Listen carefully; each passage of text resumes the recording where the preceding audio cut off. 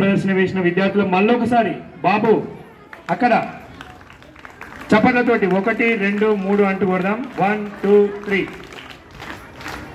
అయితే ఈ సందర్భంగా స్వేచ్ఛా గీతం మనకి ఇట్లా రావడానికి కారణం ఏంటిదంటే అనేక మంది త్యాగదనుల యొక్క జీవితాల గురించి సంఘటనలు చెప్పుకుంటాం కదా మధ్యలో. ఇప్పుడు ఒక సంఘటన చెప్పుకుందాం. ఏంటిదంటే కాకోరి రైల్ దోపిడీకి సంబంధించినటువంటి సంఘటన.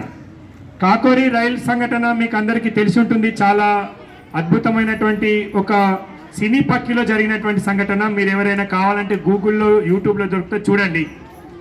కాకోలి అనేటువంటిది రామ్ ప్రసాద్ బిస్మిల్, అష్ఫాకుల్లా ఖాన్, చంద్రశేఖర్ బక్షి, చంద్రశేఖర్ ఆజాద్ ఇట్లాంటి గొప్పనైనటువంటి వ్యక్తుల యొక్క ఆధ్వర్యంలో జరిగినటువంటిది.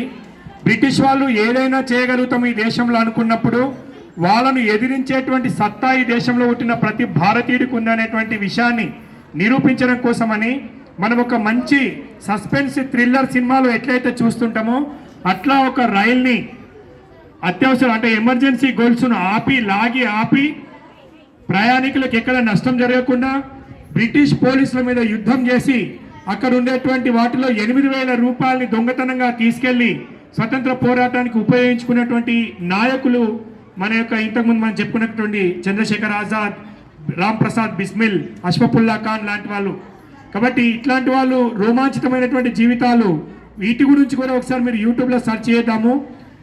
ఇది సంఘటన పేరు కాకోరి రైలు సంఘటన లేదా కాకోరి రైలు దోపిడీ అని అంటుంటారు. బ్రిటిష్ వాళ్ళు దోపిడీ అంటారు, మనం సంఘటన అంటాం.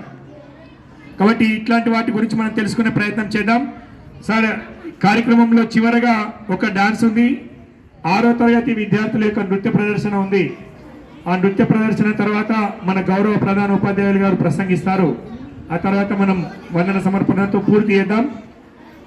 6వ తరగతి విద్యార్థినులు